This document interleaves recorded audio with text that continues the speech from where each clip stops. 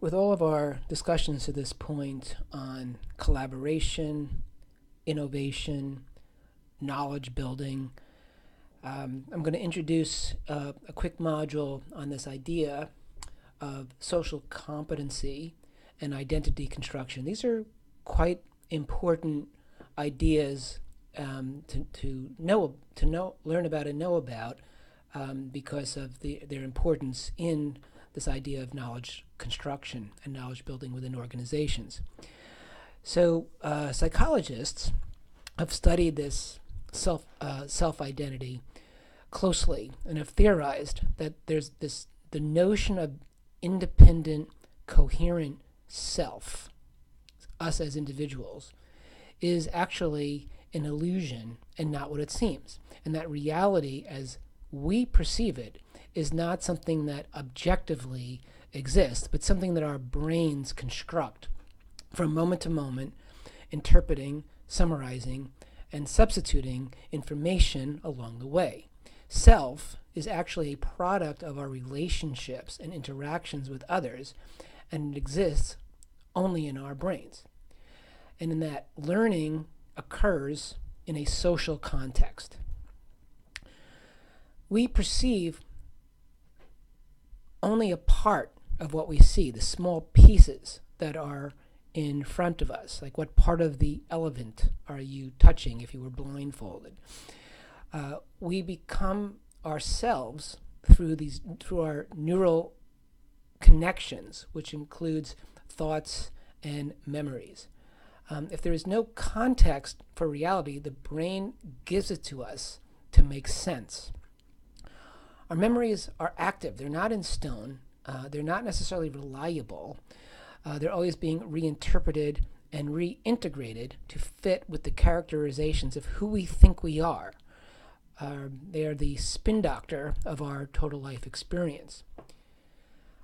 Now, although some psychologists see this self as an illusion, they also suggest that self is something that humans cannot live without.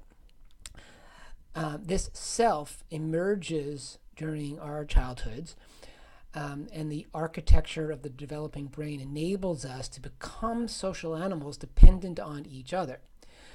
This is a part of our survival, since the vast majority of humans need other people, and we live together by creating a sense of our own self. Now, interestingly, we're not technically a social species as others in the animal kingdom.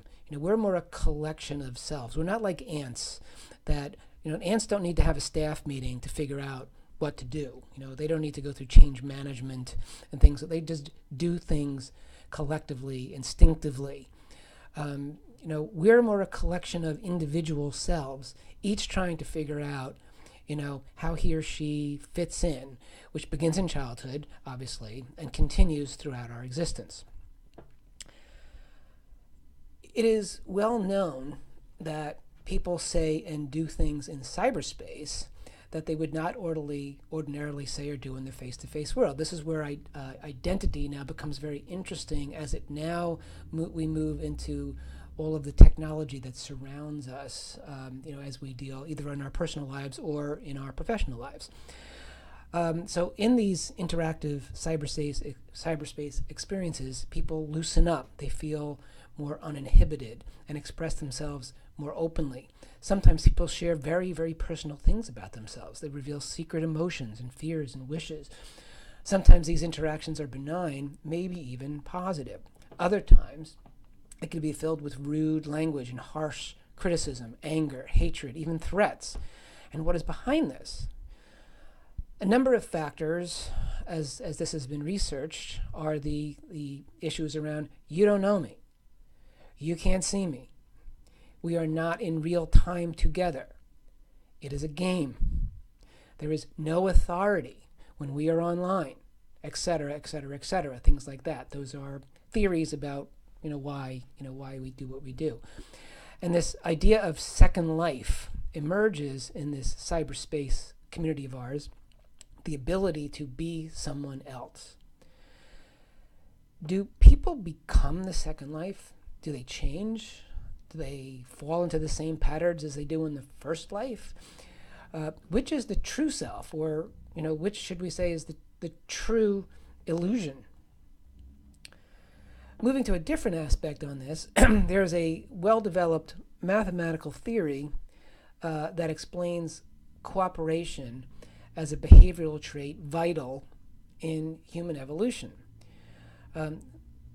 Nowak and Sigmund, two researchers, theorized that altruism, which is basically cooperation between non-relations, is assumed to have a reciprocal basis. But what about indirect reciprocity? The instinct to help someone that you may never meet again. So they did an experiment, and through a computer model, they examined human interactions not based on reciprocity. Individuals actually lost points when they offered help, but they gained points when they received help. Though the givers initially lost, they gained goodwill from the community as a whole, which was a benefit in the long run. And as a result, the researchers proposed that helping others increase the chance that someone might help you in the future because you are seen as a valuable community player. They concluded that the evolutionary success of humans is based to an extent on our ability to help each other. So you have interesting contrasts here. When we look at what's going on in the potentially divisive areas of things like social media, where it's becoming very us versus them, but also you have this information that's sort of talking about how collaboration and cooperation has become an environmental necessity, an evolutionary necessity, and there are implications to that inside our organizations that we work in. So when we look at things like our collaborative workspaces, when this was developed in such applications such as Lotus Notes, we're going back a ways when we're talking about Lotus Notes, I understand that. But these were essentially blank slates. They were just places where people could put content if they felt so inclined.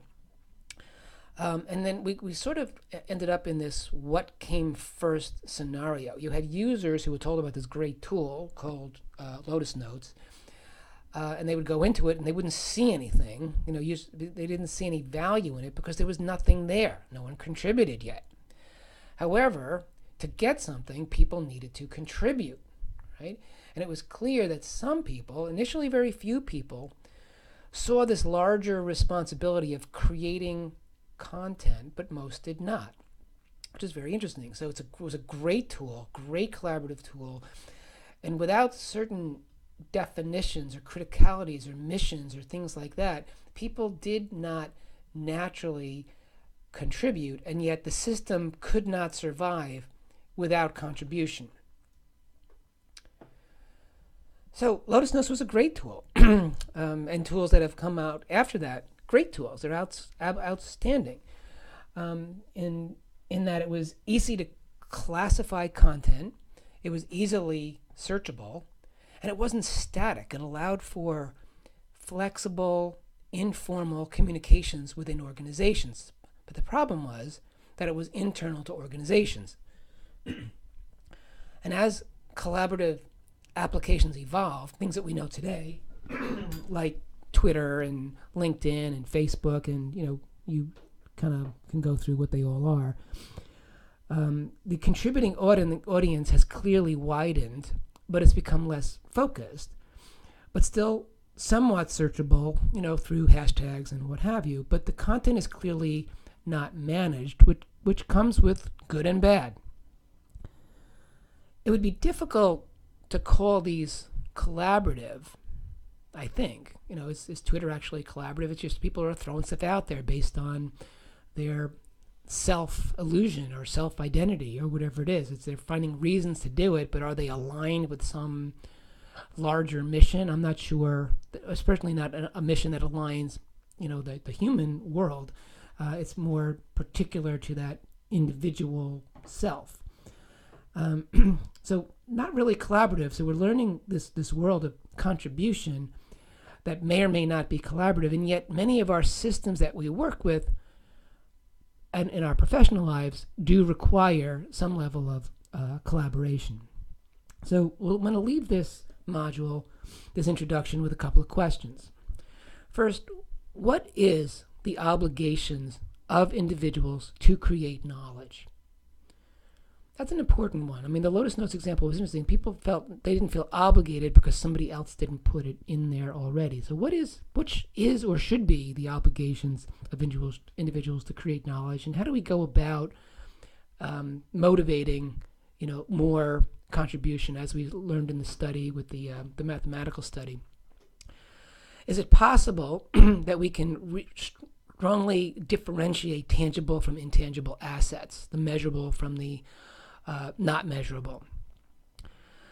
Also, think about information networks that you are a member of. I mean, think about things like, Yelp or TripAdvisor or any of those things. It's like you go to those because you want to get information out of it. Do you naturally go to contribute to those sites to help other people? So that's an interesting question. So let's kind of see if we can get those out there. And how can you apply principles of appreciative inquiry, learning where the other person is coming from, and dialogue? And can those things be applied to internet communications? So I'm gonna leave it there for now, and then when we get into our group discussions, we'll get a deeper dive. Again, thank you for your time and attention.